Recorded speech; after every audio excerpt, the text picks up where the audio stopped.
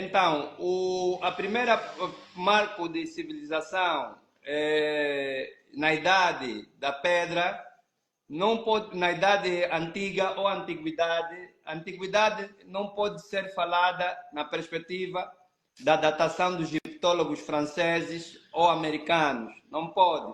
Quando eles dizem que a civilização quemética e a civilização cuxítica, porque eles até dominam um pouco ou muito Kemet, mas dominam muito menos o Kush, porque Kush, portanto, ele teve que se esconder. Kush conseguiu, a partir de três grandes mulheres, né, que foi a Candace, a Manichaqueto, a Candace, a Manirenas, portanto, e mais outra que agora me falha a memória, o nome. Elas três, a avó, a mãe e a filha, conseguiram repelir, portanto, a entrada dos romanos naquele território sagrado, não é? Elas foram as últimas grandes rainhas. E foi por isso também que, depois do faraó, penso que o último não foi Fianqui, foi um dos Necau, não foi o Necau que perdeu a guerra com os babilônios, foi um outro Necau, um dos faraós que foi queimado vivo pelo faraó Shabaka. Acho que Shabaka, sim, Shabaka chegou de queimar um dos faraós por traição, não é? Porque Shabaka saiu do Cush, ou saiu de Meroé e da Núbia, e são os chamados faraós, núbios, não é?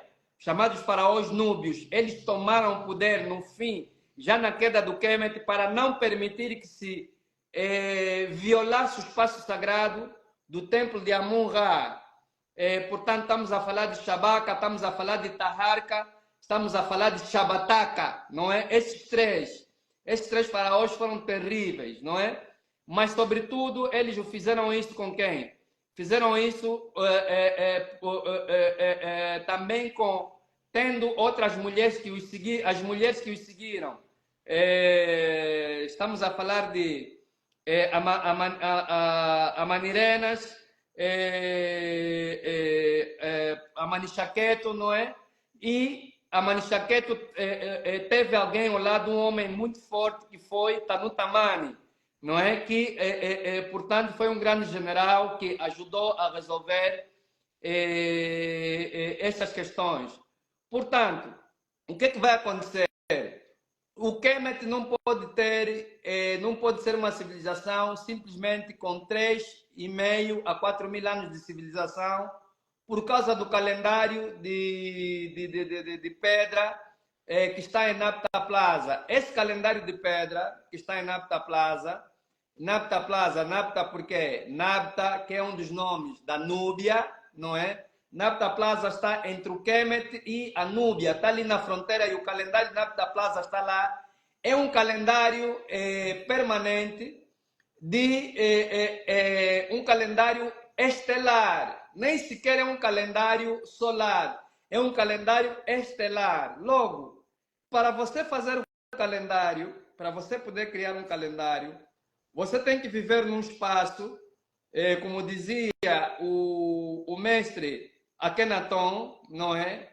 Mas não é o mestre Akhenaton, o faraó, não é? Que criou a primeira religião nacionalista no mundo, ou a primeira religião nacional, ou a primeira religião de Estado no mundo, não é? Através do monoteísmo, mas é o faraó, é o mestre Akhenaton, que foi o nome de código do juiz Rui Clinton, que foi um grande panafricanista e quemetólogo aqui em Angola, que foi meu mestre, um juiz jubilado. Ele fez estudos profundos, parte dessas coisas foram escritas, mas ainda não publicamos. ele dizia o seguinte, que para se fazer o calendário você tem que viver num lugar onde as noites e os dias são iguais. Só assim é que você vai conseguir ter um controle do tempo. E o único lugar onde os dias e as noites são iguais é na zona do Equador. E é na zona do Equador onde nós vamos encontrar o osso de Xangô, vamos encontrar as folhas para medicina que vão até no antigo Kemet, porque no Kemet não tem plantas quase nenhumas. Então, como é que o grande Querú Secheta, o grande Cristo Imhotep, escreveu 3 livros sobre medicina, onde um deles ele fala da fitoterapia, e muitas dessas plantas fitoterapêuticas que vêm escritos no livro de Imhotep não se encontram no Kemet, não se encontram na Núbia.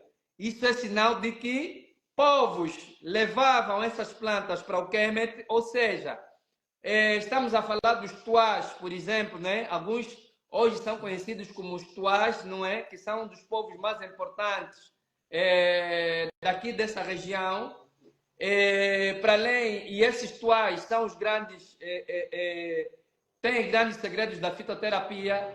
Da mesma forma, por exemplo, que foi demonstrado pelo professor Pince de Caquania Monambela nos seus livros Les Égyptiens, Les Africains à travers les pharaons, ou os africanos através dos faraós, que, por exemplo, os Dogon do Mali eram os únicos estrangeiros, entre aspas, que iam ensinar astrologia e astronomia aos Kemetiu, no Kemet. Eram os grandes mestres de astronomia e de astrologia dos Kemetiu. Quer dizer que havia essa ligação, não só, portanto, de Cush, ela partia aqui de mais embaixo. Portanto, esta ciência sagrada da medicina, da arquitetura, da matemática, ali no Crescente Fértil, portanto, de Hapi, que nós chamamos do Nilo, e o Nilo começa justamente, onde é que começa o Nilo? O rio Nilo vai começar aqui no que eles chamaram de Lago Vitória, não é? Bem próximo aqui do Congo Democrático.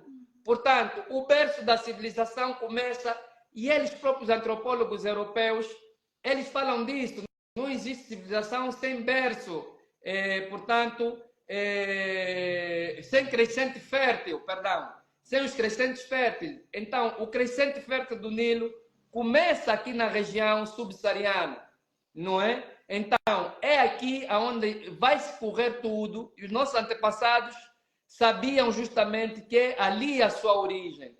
Portanto, nós vamos fazer uma civilização extraordinária, aonde vai se combinar, portanto, vários tipos de conhecimento, e onde vão se criar 3 grandes estados na mais alta antiguidade.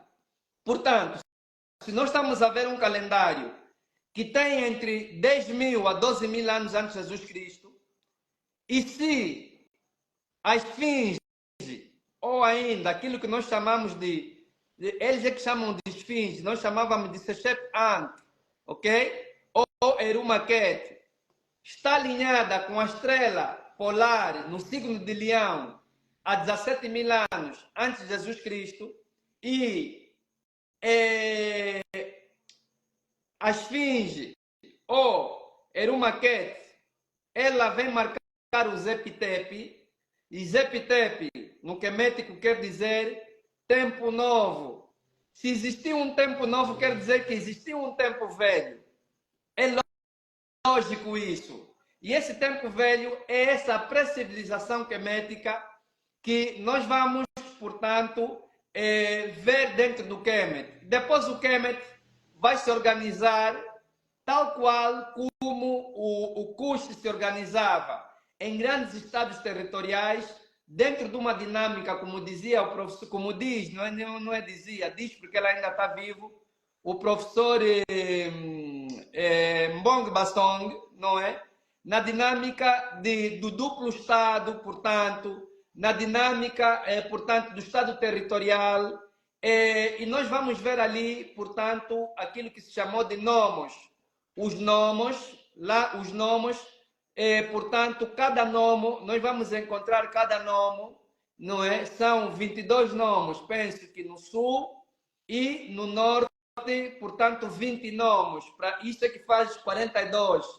De aí, o 42 enquanto número sagrado no Kemet, não é? Isso também fazendo uma recordação daquilo que se chama das 42 leis de Maat, não é? Dos 42 néteres que estão no tribunal de Acer, etc, etc. Portanto, estes nomes nós vamos encontrar também ali as mesmas semelhanças no Cush. Vamos encontrar o mesmo estilo de governo e vamos encontrar tanto em Cush como no Kemet o respeito pelo sagrado feminino. Ou seja, a mulher enquanto a pedra fundamental para a transmissão do poder. Ou seja, o poder vai se transmitir por via matrilinear. Mas os cuxitas vão fazer a coisa de forma mais grave, sobretudo quando o Kemet começa a cair. Quando o Kemet começa a cair, essas mulheres que são as donas do poder vão decidir ser elas mesmas as rainhas. Vão decidir ser elas mesmas as chefes de Estado. Nós estamos a falar das Candances. E uma das mais famosas dessas Candances, por exemplo, foi a Candance Shiba, que é conhecida também por Rainha de Sabá, não é verdade? Portanto, que teve um relacionamento, portanto, conjugal, entre aspas, com o rei Siamun. Siamun não é que os... e Siamun por quê? Porque ele foi xará, o rei Salomão foi xará de um faraó do Egito, não é? Nós hoje podemos falar à vontade que a civilização hebraica, mas estamos a falar da civilização hebraica melaninosa, estamos a falar dos falacha, ok? Que são a base dos hebreus no mundo. É preciso hoje também começar a falar isso, apesar de que os hebreus caucasianos não gostam de que se fale disso, não é? Portanto, eles foram apadrinhados pelo Kemet, ok? Foram apadrinhados pelo Kemet. Portanto, nós vamos ver que no fim o Cush, através de Meroé, vai, portanto, puxar para si todos aqueles segredos, toda aquela sacralidade do Kemet, para que não fosse compuscada pelos romanos, sobretudo, porque os romanos tiveram um papel muito feio no Kemet, sobretudo quando queimaram aquilo que se chamou de Biblioteca da Alexandria.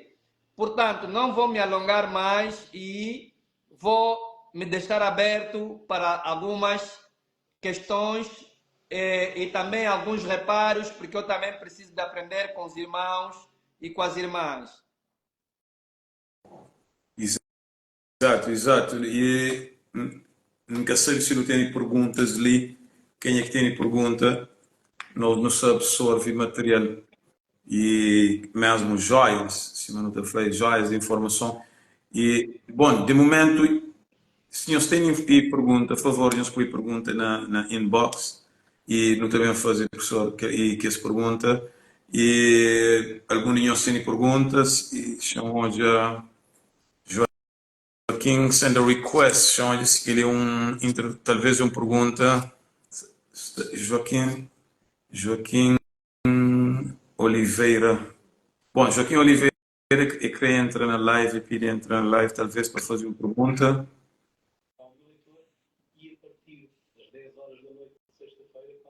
Boa noite, engraçou Joaquim. Boa noite. Olá, boa noite. Joaquim, boa noite. Boa noite. Olá, boa noite. Sim, sim. Bem-vindo, irmão. Obrigado, um abraço. Exato, tem uma pergunta, questão, referência. De momento não, eu só entrei agora. Bom, Pensa, João tem alguma pergunta e pedi entra na. Ora, não. Sim, pode desligar, pode desligar, pode desligar. Talvez foi algum engano. Professor Vidal, talvez por aí continua o raciocínio, se vem alguma pergunta, só onde se tem alguma pergunta, só Ok. ali. Ok, Zulu tem uma pergunta, não tem nenhuma pergunta ali, e Zulu tem uma pergunta ali, deixa eu fazer leitura. Os reinos de Benin, Congo, têm algum relacionamento com a antiga civilização de Kemet e Kush? Tem sim, tem sim. Tem sim. E, e os três grandes, não é? Eu chamo assim três grandes porque foram eles, para mim, que mais estudaram essa relação, não é? Desculpa, estudaram mais essa relação dos antigos de África com a própria África, porque veja que houve um projeto de desligamento entre o sul de África e o norte de África.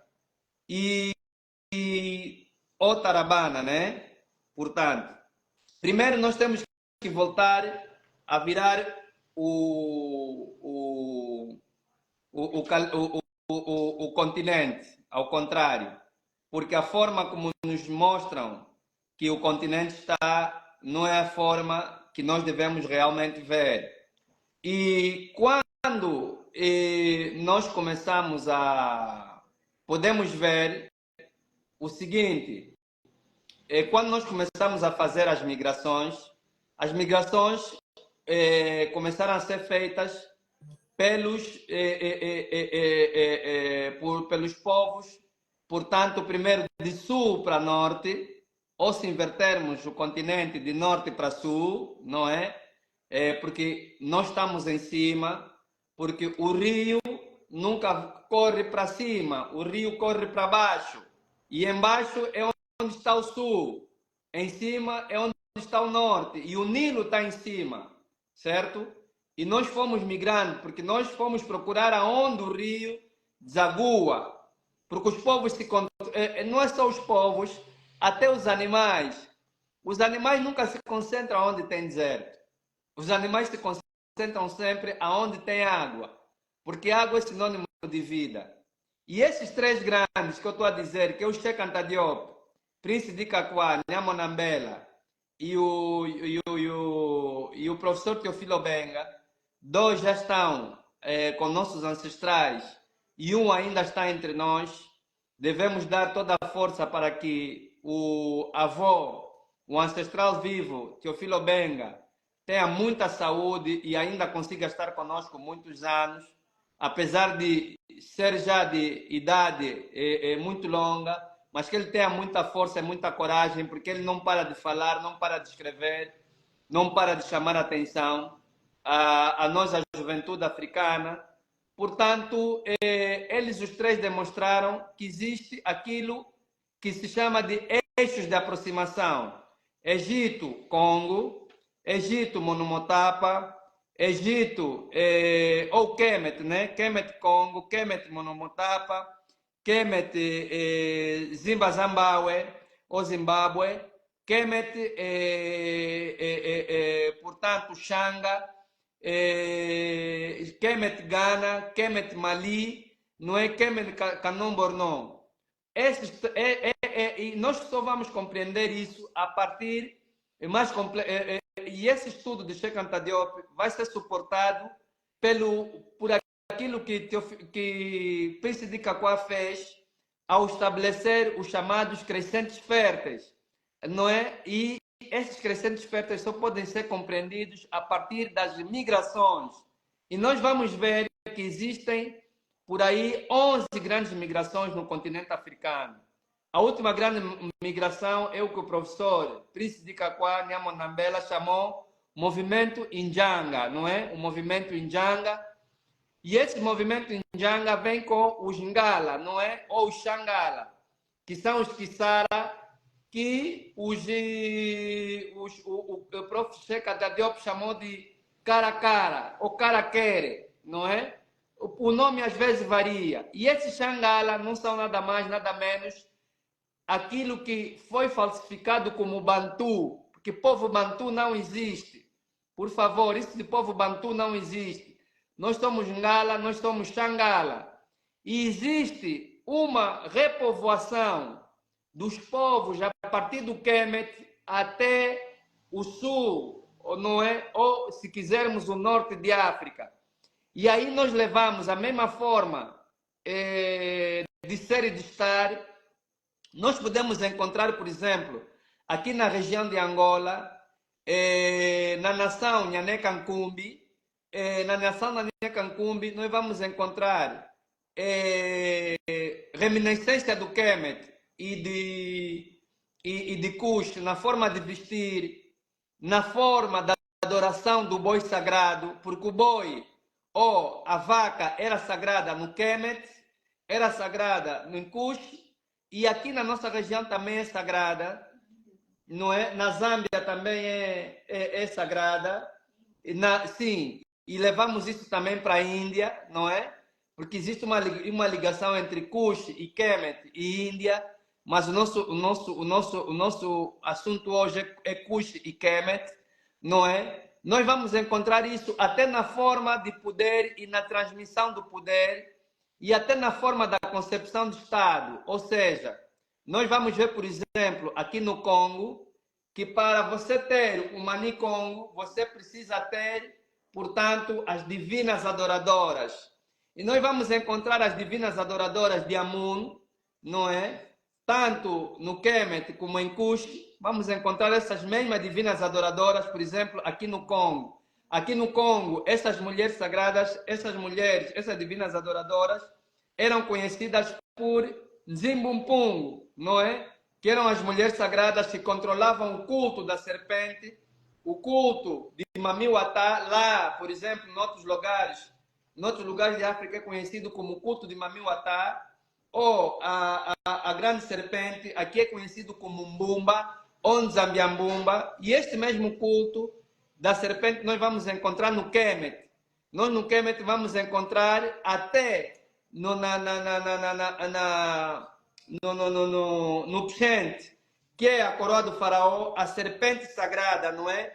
Que é o Chat, não é? Ou o Chet.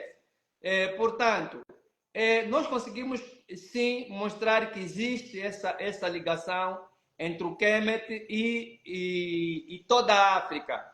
Por isso é que se diz que Cheikh Anta Diop dizia que a África Preta explica o Kemet e o Kemet explica a África Preta.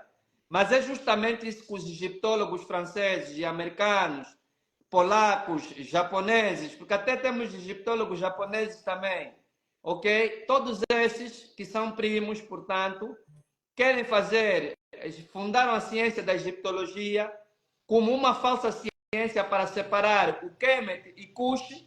Não é primeiro para separar Kush do Kemet, depois o Kemet e Kush do resto do continente Tarabana. Mas na verdade nós somos o mesmo povo, com os mesmos princípios, com a mesma essência, que só varia em substância.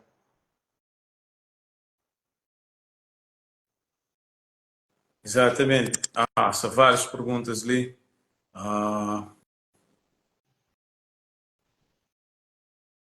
Temos aqui. Fala um pouco da influência africana para o surgimento das religiões ocidentais. Muito bem, muito bem. Bom, essa é uma outra questão importante. Primeiro, a África não tem religiões. A África tem sistema de reintegração cósmica. A palavra religião é uma palavra muito nova, não é? E temos um professor aqui em Angola, que é o professor Melo Zeito, que escreve 3 livros interessantíssimos. Um que tem o título O Cristo Preto, o outro que tem o título As Origens Africanas do Latim, não é? portanto, e outro, Kikongo, a língua mais inteligente do mundo. E o terceiro livro, o segundo livro que eu falei é África, as origens africanas do latim. O professor Melo Zeito mostra que existem no latim 1.500 palavras que são em Kikongo. Imagina que o latim tem 1.500 palavras Kikongo. Ele é linguista e demonstra isso. O que mostra que o pré-Kikongo já se falava antes do Estado Federal do Congo. Ou seja, daí o que vem testificar aquilo que o professor Cheikh Anta Diop tem falado de que as línguas cuxíticas, queméticas, etíopes são as bases das línguas africanas. Portanto, o que vai acontecer? O que o professor Melo diz? O professor Melo Zeito conseguiu ver que a palavra religare ou a palavra religião só tem 1.500 anos de vida. Não tem mais do que isso. Logo, o nosso grande mestre, o nosso maior mestre, um dos nossos maiores mestres da espiritualidade atual, que é o presidente da associação das fraternidades místicas, das fraternidades esotéricas, não é? E iniciáticas africanas, que também que escreveu um bom livro que eu indico para todos sobre o panafricanismo, que é o professor Dumbi Fakoli. O professor Dumbi Fakoli nos diz muito bem que você só pode conhecer a realidade de um povo a partir da língua. Ou seja, eu só vou perceber uma coisa quando houver na minha língua. Quando não houver na minha língua, essa coisa não existe. Então, o conceito religião não existe para a África. O conceito religião é um conceito novo que os ocidentais trouxeram para a África. É importante dizer isso. O que nós temos em África são sistemas de reintegração cósmica, não é? Que normalmente são feitos pela via da iniciação. Agora, esses conceitos de reintegração cósmica, esse sistema perdão, que nós temos em África são sistemas de reintegração cósmica. Vou repetir, não é conceito, são sistemas de reintegração cósmica. Esse sistema de reintegração cósmica, eles trazem em si ciência, religiosidade, filosofia ou sabedoria, arte, política, está tudo dentro desse sistema de reintegração cósmica. Por isso é que em todo o Tarabana, todo indivíduo que é chamado de rei, vamos usar esse termo, ele tem que ser primeiro um iniciado. Em qualquer parte do continente de Tarabana, desde a mais alta antiguidade até hoje, o soberano tem que ser um iniciado. Tanto que vai ver que os Fari do Kemet, para ele ser conhecido como Fari, quando ele era escolhido, e era um sistema teocrático, tanto no Kemet como em Kush, o sistema de escolher o soberano era pela via da teocracia primeiro. Os sacerdotes indicavam, porque eles tinham a visão espiritual aberta, para saber qual dos pretendentes era o escolhido, mas esses sacerdotes não faziam isso sozinhos, faziam com grande conselho de Amun-Ra, ou seja, isso partia desde o plano espiritual, desde o plano de Nut, não é? Desde o plano de Nut, Amun-Ra se juntava com a sua corte, escolhiam um faraó entre eles. Os sacerdotes percebiam isso, não é? Através dos vários corpos sacerdotais, não era um só, eram vários iniciados. Então, depois do Fari ser escolhido, ele tinha que ser iniciado e a partir dali o faraó recebia um título, uma designação que era Sa-Ra. Sa, filho, Ra, Deus, não é? Vamos usar esse termo. Ou a divindade, não é? Portanto, aqui na África, a sul do Saara, também a mesma coisa. Todo faraó, aliás, todo soberano, todo rei, ele tinha Um abraço, poeta dos pés descalços, um grande abraço. Portanto, todo soberano, ele tinha que ter, portanto, uma iniciação que lhe conduzisse, que lhe ligasse com o sagrado. Portanto, daí que nós estamos a ver o político também dentro do nosso sistema de religiosidade. Agora, havia um sistema de adoração, claro, que era para o povo também, não é? Mas o sistema estava dividido em 3 níveis. Tinha o sistema dos iluminados, dos grandes iniciados, tinha o sistema dos estudantes, não é? E tinha o sistema do comum, do povo comum. Em toda a África sempre foi assim. Agora, esse sistema de religiosidade foi a base de religiosidade africana, foi a base de todos os sistemas de religiosidade, de religião no mundo inteiro. Sobretudo os povos que beberam no Kemet e em Kush. Mas atenção, que os queméticos nunca deixaram os estrangeiros entrar em Kush.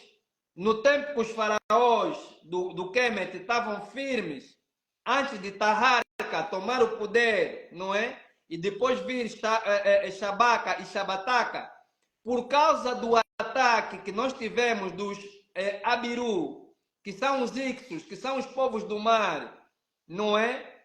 Que depois se misturaram ali com alguns hebreus pretos e criaram os hebreus, chamados hebreus mestiços, não é? Ou os hebreus, portanto, semitas. Portanto, nós não deixamos, os nossos antepassados não deixaram que os estrangeiros chegassem até em Kush, porque a base de defesa do Kemet, quando o Kemet foi ocupado durante 100 anos, os faraós se esconderam aonde? Se esconderam em Kush, ok? E quando um grupo de estrangeiros foi para Kush e matou o faraó Senet-Ken-Ra, não é? A rainha, a sua esposa, não é? Foi a sua esposa ou a sua mãe? A sua mãe, Taticheri, que foi uma mulher preta, levantou-se e tomou o poder do Kemet, todo o Kemet, ela controlou todo o Kemet. E foi depois 4 filhas dela, portanto, que continuaram no trono a defender o Estado, ok? E decidiu-se a partir dali que nenhum estrangeiro poderia entrar de Kush para baixo. Isso foi decidido. E foi uma das coisas que a nossa mãe, a Manichaqueto, a Manirenas, não cumpriram. Elas fizeram de tudo para que os romanos não chegassem até Kush. Mas o que acontece? Quando os estrangeiros começaram a estudar no Kemet e encontraram esse sistema de religiosidade, que era o único sistema no mundo que unia todo o conhecimento num princípio único, que se manifestava ao mesmo tempo como homem e mulher, esse sistema vai dar lugar a todas as religiões do mundo inteiro. Primeiro, a divindade única, ela vai surgir do Kemet e de Kush, vai influenciar primeiro os romanos, vai influenciar primeiro os judeus brancos ou os judeus mestiços, não é? Depois vai influenciar também, esse sistema vai chegar até na Índia, esse sistema vai chegar até na Pérsia e etc. E eu vou dar uma prova disso.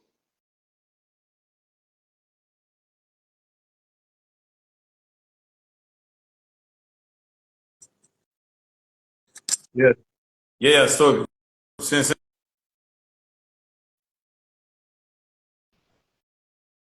Alô? Ok, obrigado. Portanto, o que vai acontecer? Todos os povos vão encontrar um culto extraordinário numa divindade única que se manifesta através da árvore da vida, Paut Neter, onde Deus, não é? Vou usar esse termo, se me permitirem, é uma consciência cósmica, se me permitirem os outros, vai se manifestar de várias formas, de forma institucionalizada, ou seja, Deus vai se institucionalizar no conhecimento, no amor, na guerra, na família, na sabedoria, etc. Esse sistema vai ser levado por todos os outros povos. E aí nós vamos ver a partir do Kemet, não é? E de Cush, porque esse nome sai de Cush. Eu já disse no início que o templo mais antigo de Amon-Ra está em Cush e não está no Kemet. Então o nome Amun, ou Imana, ou ainda Amana, ou Amen, vem de Cush, não é? E é levado para o Kemet. Essa divindade suprema, Amen, Amun, não é? Que depois se decidiu ser Amen-Ra, ele vai migrar para toda a parte do planeta Terra. E eu vou vos mostrar isso. Amen-Ra, você vai encontrar Amen-Ra, vai encontrar aonde? Primeiro na Índia. Na Índia, lá eles trocam, ok? Esse Amen-Ra na Índia é chamado de Brahman, que depois foi chamado de Brahma, ok? É Brahman, ok? É nosso, ele inverteu. Nós chamávamos Aman-Ra-Ba, porque Ba é o espírito, ok? Depois, você vai encontrar isso no Japão. No Japão, a divindade suprema é Amaterasu. Não é nada mais que Amun, Maat, Ra e Shu. Ok? Vamos encontrar outra vez isso num outro local. Vamos encontrar aonde? Vamos encontrar no Islão. No Islão, logo que se começa a fazer a oração, as suratas, começa-se assim. Bismillah, Rahman, Rahamim. Esse Rahman, Rahamim, o todo misericordioso, todo compassivo, é nosso. É Aman-Ra, ou Amin-Ra. Os próprios judeus, esses é que vão beber mais dos nossos conceitos cósmicos, vão até adotar o nascimento de um homem, de uma virgem. Estamos a falar de Eru, não é? Que nasceu de Aset. Portanto, vão adotar a partir do nascimento do seu Cristo branco, não é? Portanto, que nasceu também de uma virgem. E os próprios indianos também, os arianos, depois vão adotar também que Krishna nasceu de uma virgem chamada Devaki. Os chineses vão dizer que o imperador Forri vai nascer de uma virgem chamada Kuan Yin. Portanto, todos esses conceitos são nossos, são africanos, vêm de Kush e vêm do Kemet. Todo o sistema septenário de organizar a religiosidade à volta do número 7 sai da onde? Sai da pirâmide de Saqqara, não é? Que é organizada a partir do sistema do septenário. Portanto, tudo isso, todo esse sistema de religiosidade é nosso. E, para além do sistema de religiosidade, temos os sistemas de reintegração cósmica, como o yoga. O yoga é originalmente primeiro quemético.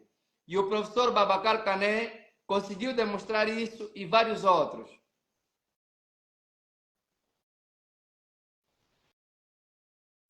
Exato, excelente, excelente. Tem várias perguntas que estão ali. É possível que estão ali a relação dos povos quemitas com os achados do Grand Canyon? Boa pergunta. Os achados do Grand Canyon é um segredo que o governo americano e vários outros setores do conhecimento secreto sagrado europeu, porque eles também têm o seu conhecimento secreto e o seu conhecimento sagrado, e respeitamos, não é? Alguns lá entre eles sabem que é momento de eles reconhecerem que nós somos os pais, os avós, os bisavós deles e somos os grandes mestres deles. Esses achados para nós não é novidade. Por que não é novidade? Quando o faraó Necau II, estamos a falar do faraó Necau II, o faraó Necau II, ele combateu, portanto, o Nabucodonosor, não é? Ou Nabucodonosor. É assim que eles diziam, né? Mas nós conhecemos por Nabucodonosor. E ele lutou também com um rei judeu, não é? Quando os babilônios atacam, porque os babilônios depois tomaram o controle militar e decidiram fazer um ataque definitivo para tirar a soberania do Kemet. Acontece que houve um rei judeu, não é? Que decidiu trair o faraó Necau. Isso é uma história que está lá na Bíblia, todo mundo pode ver, pode ter acesso. Acho que foi o rei Jazão não. Jazão é na Grécia, não é? Estou a confundir, desculpa. Estou a esquecer o nome desse rei, mas está lá na Bíblia. Ele, portanto, decidiu enfrentar o faraó e o faraó pediu, até não pediu, ordenou, portanto, que ele se afastasse e que ele não se metesse na guerra entre o Kemet e a Babilônia. Mas esse camarada, esse rei, traiu o faraó teve que dividir as suas forças em duas, não é? E por causa disso ele perdeu a guerra com os babilônios, mas conseguiu manter a independência do Kemet e matou, não é? Matou este rei judeu, saqueou o templo e levou as coisas do templo para o Kemet. Isso vocês podem ver na Bíblia.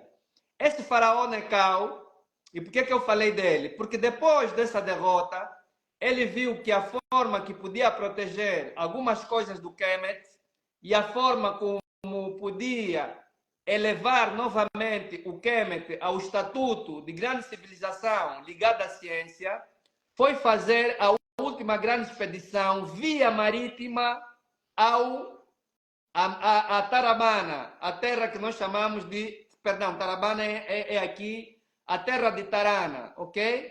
A última grande expedição por via marítima, feita pelos queméticos, pelos Kemetiu, foi feita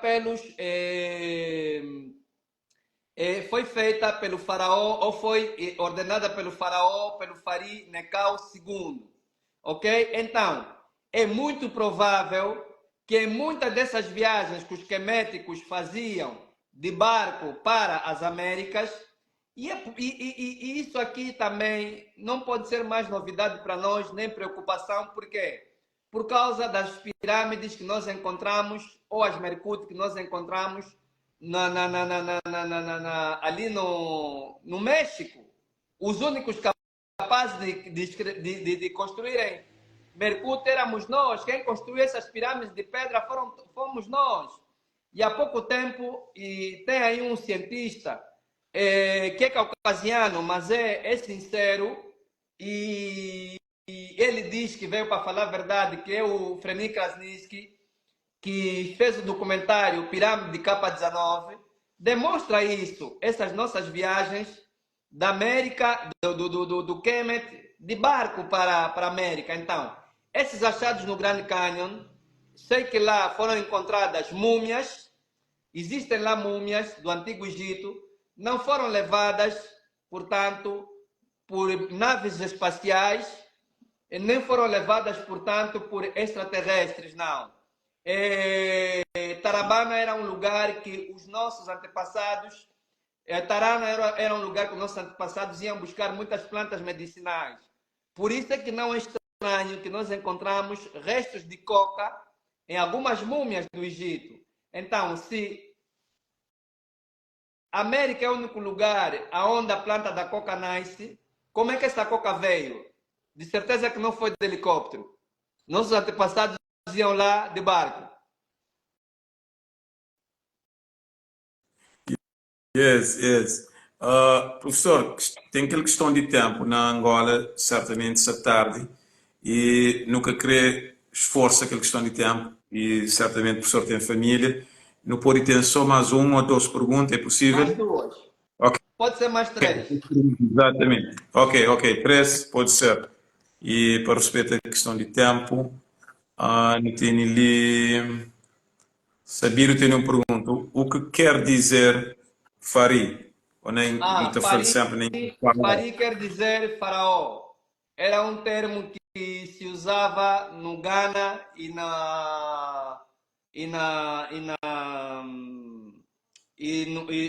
no Mali medieval. Não é Ghana, é o Agadu, né? Que se usava em Ouagadougou. Era um dos títulos, não é? Fari, Farba, é a mesma coisa que Ferau, não é? Que quer dizer casa grande. Isso o título Fari é uma prova de que o Kemet estava ligado com o Mali, com o Ghana, com o Canem Borno. Porque o título do soberano era o mesmo. No Kemet era Per-Au ou Fer-Au, no Mali Fari, no Mali medieval, só mais tarde quando veio o Islã, né, depois passou a ser Mansa, não é? Mas Mansa, Fari, a mesma coisa, não é? E no Agadu era também Fari ou Fari Farba, não é? Ou ainda Farba. É a mesma coisa, quer dizer rei, não é rei, né? Ou o administrador da casa grande, não é? Ou da maior casa, né? Da maior família.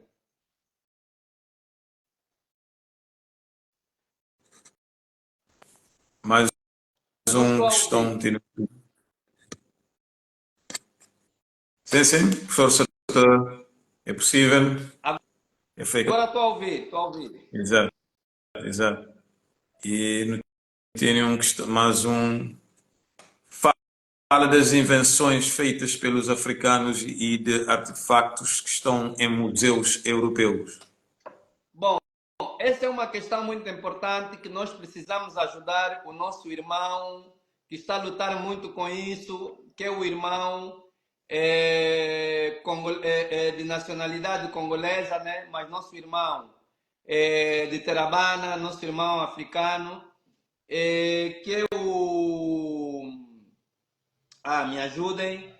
Estou a esquecer o nome dele, agora falhou. Ai, ai, ai.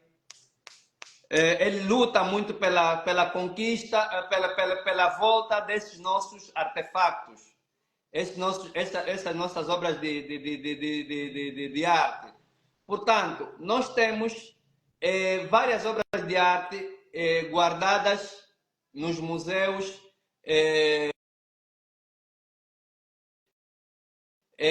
europeus. E isso foi recomendação, todo mundo ouviu o discurso do rei Leopoldo II, não é? O rei Leopoldo II, quando juntou os padres, quando juntou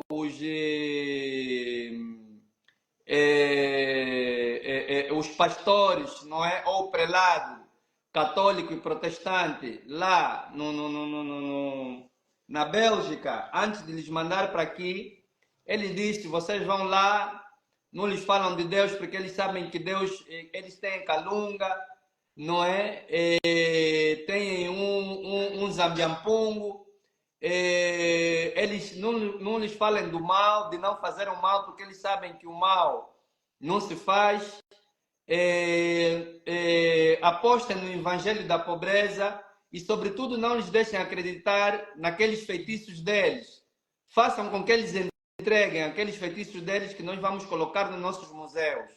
Portanto, toda a nossa obra de arte, as obras de arte que nós temos, atenção que a arte, desculpem eu dizer isso, desculpem mesmo, se temos alguns irmãos de descendência europeia e se temos alguns irmãos lusos aí, mas eu vou dizer isso, é preciso dizer isso. A arte europeia é uma arte infantil, é uma arte que começou a tentar crescer a partir do chamado Renascimento. E esse Renascimento só começou a surgir por causa também da influência dos pretos que estiveram na Europa durante muito tempo. Não é? Estamos a falar dos mauritanianos ou dos os pretos arabizados que foram na Europa. Portanto, prova é que a arte europeia é uma arte infantil por causa do que nós estamos a ver hoje, e falo sobretudo nas artes plásticas, não é? Na música eles estão a tentar chegar lá, mas ainda não chegaram onde o africano chegou, não é? Ainda não chegaram lá. Falta muito, tem que aprender muito. Na escultura, tentaram imitar a escultura realista africana, sobretudo a escultura realista africana do Kemet e de Kush, e conseguiram fazer alguma coisa. Mas na arquitetura falharam até hoje. Hoje eles não conseguem ter soluções arquitetônicas, não conseguiram aprender o gênio da arquitetura africana. E eles sabem disso. Por isso é que eles hoje falam de arquitetura vernacular, para não dizerem arquitetura africana, porque eles precisam de voltar para aqui. Porque o gênio da arquitetura está aqui, a arquitetura começou aqui. Onde é que eles estão a sobressair mais? Eles estão a sobressair hoje em dia no cinema, não é? Por causa da engenharia da computação, etc., estão fazendo grandes coisas. Mas nas artes plásticas nós estamos a ver uma infantilidade muito grande com aquilo que se chama de chamada arte contemporânea.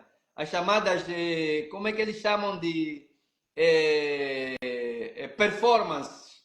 Portanto, a arte africana, como dizia o professor Diop, e é preciso compreender a arte africana a partir de Cheikh Anta Diop, porque foi o primeiro a escrever sobre isso em Nation d'Agriculture. A arte africana tem muitas funções, ou seja, a arte tem muitas funções.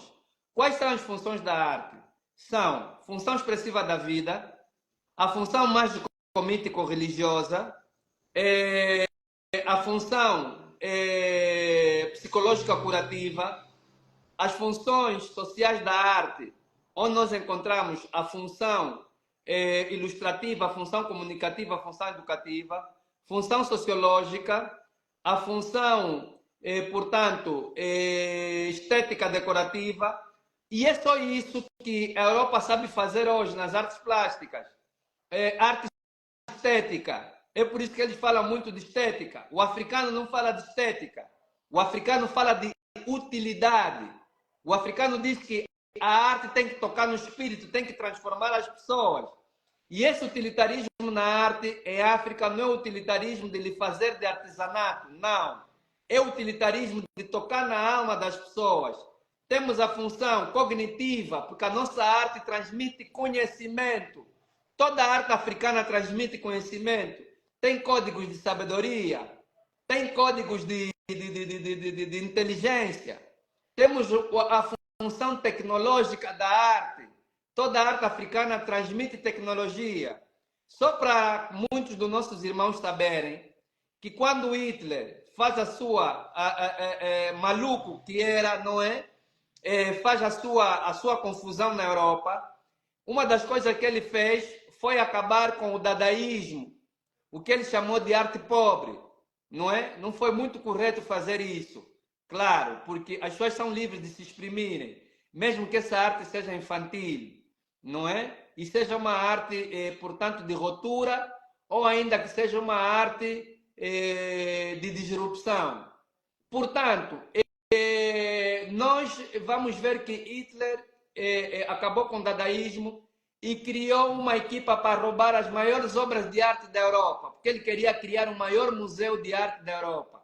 Mas antes de Hitler fazer isso, mandou os seus caçadores de obra de arte ir para o Kemet e para Kush para roubar os maiores tesouros artísticos de Kush e do Kemet. Por isso é que houve a Batalha de El Alamein, que é a Batalha do Deserto, onde os aliados, não é, e a Entente combateram sobre quem vai ficar com as riquezas espirituais tangíveis e intangíveis de Kush. E muitas obras de arte são roubadas e são levadas na Alemanha. Tanto que vai ver hoje que muitas obras de arte de Kush e do Kemet estão nos museus de Berlim, não é? E noutros museus lá na Alemanha e alguns outros na Europa.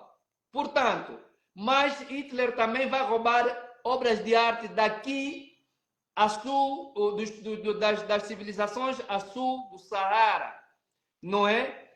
E veja que mesmo ao fugir, quando Hitler se desesperou, quando os aliados entraram em Berlim e ele estava a fugir, Hitler não levou dinheiro.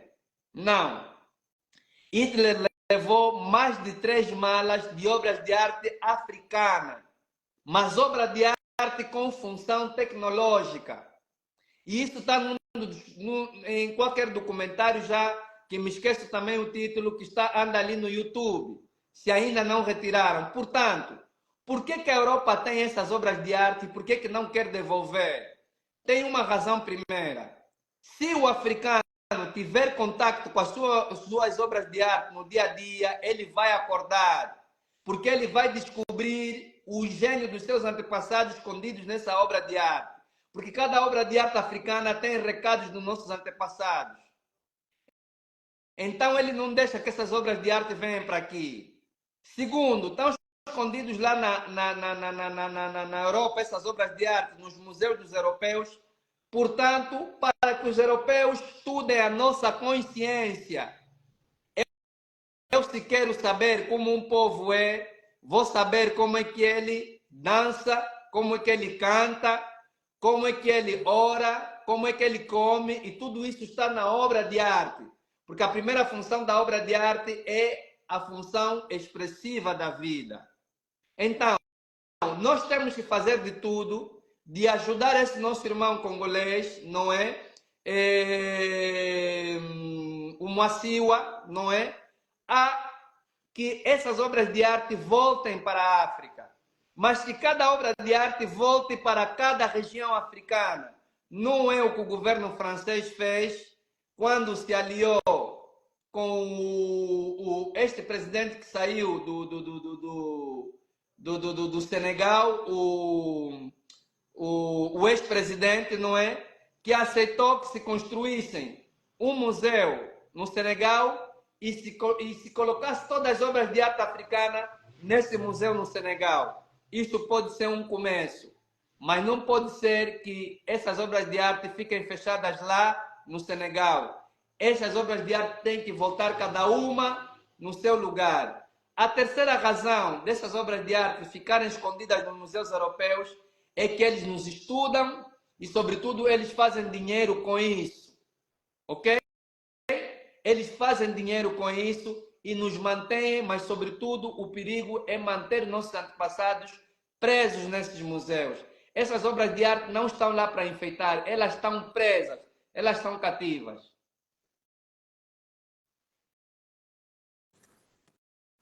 Poderoso, poderoso mesmo. Professor, última pergunta. Tem um irmão que pergunta na língua cabo-verdiana, a nossa libertação dos povos europeus seria no campo financeiro ou espiritual? Portanto, não é difícil responder essa pergunta. O lado financeiro, ele simplesmente é reflexo do lado espiritual. Não pode haver matéria sem espírito. Portanto, a primeira liberação tem que ser no plano espiritual. Sabe por quê? Por uma simples razão. Vou falar de Angola.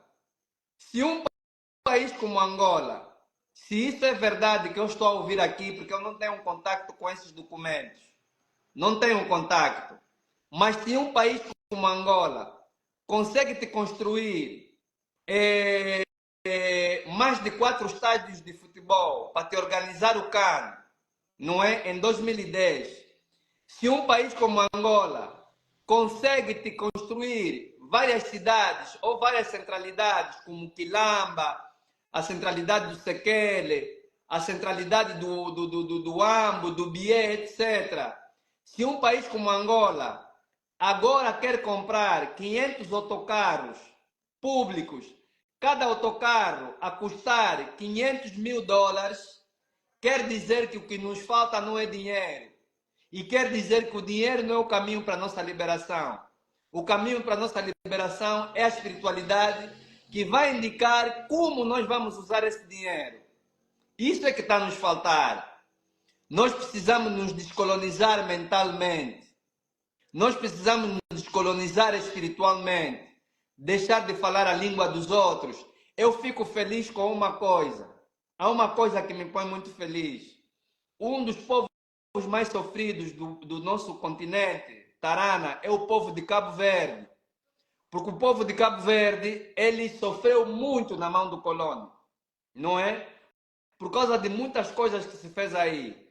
Mas o povo de Cabo Verde conseguiu criar um código seu, que é o código linguístico. O crioulo de Cabo Verde não existe em outro sítio. Tal como o crioulo que nós ouvimos falar, por exemplo, em Guadalupe. Porque o nosso povo ali, que foi levado ali à força, decidiu criar um código de linguagem, um código de pensamento. E isso já é um caminho para a nossa liberação. Porque o cabo-verdiano, quando se encontra com outro cabo-verdiano, ele fala crioulo. Eles se comunicam. Eles têm um código que unifica a própria nação cabo-verdiana. Infelizmente, a maior parte dos países colonizados pelos portugueses, como Angola, Moçambique, a Guiné, etc., e outros francófonos foram obrigados a falar uma língua que não é nossa. Então, isso nos separa. Se você não fala a tua língua, se você não come a tua comida, não tem aquilo que se chama de memória gastronômica.